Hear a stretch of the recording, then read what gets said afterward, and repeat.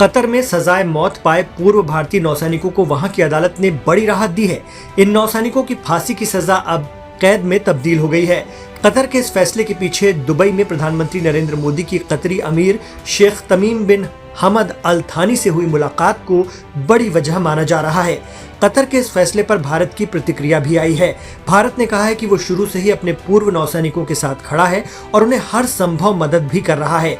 अब मौजूए बहस ये है कि कतर की इस रहमदिली के बाद इन 8 पूर्व नौसैनिकों का क्या होगा। क्या इन्हें जेल से मुक्ति मिलेगी? क्या इन्हें भारत वापस भेजा जाएगा या फिर वहीं रहकर लंबी सजा काटना होगा? इस दिशा में भारत और कतर के बीच पहले हुआ एक समझौता मददगार साबित हो सकता है।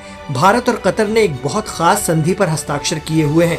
इस संधि के मुताबिक भारत और कतर एक दूसरे देश की जेलों में बंद नागरिकों को अपनी बाकी बची सजा काटने के लिए उनके देश भेज सकेंगे। भारत सरकार ने इस संबंध में 2 दिसंबर 2014 को एक प्रेस ब्रीफिंग भी जारी की थी, जिसका शीर्षक था भारत और कतर के बीच सजा याफ्ता व्यक्तियों के स्थानांतरण पर संधि।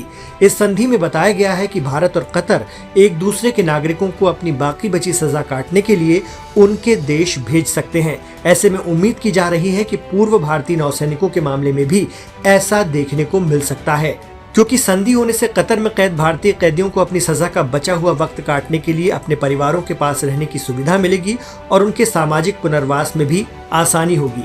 ऐसा भारत में कैद कतरी नागरिकों के साथ भी किया जाएगा। गौरतलब है कि भारत सरकार अब तक United kingdom, Mauritius, Bulgaria, Brazil, Cambodia, मिस्र, फ्रांस, बांग्लादेश, दक्षिण कोरिया, सऊदी अरब, ईरान, कुवैत, श्रीलंका, संयुक्त अरब अमीरात, मालदीव, थाईलैंड, तुर्की, इटली, इजराइल, रूस, वियतनाम, ऑस्ट्रेलिया, बोस्निया और हर्जेगोविना की सरकारों के साथ एक दूसरे के कैदियों को लेकर इस तरह के समझौते पर हस्ताक्षर कर चुकी है। इसके अलावा कनाडा, हांगकांग, नाइजीरिया और स्पेन की सरकारों के साथ भी बातचीत पूरी हो चुकी है।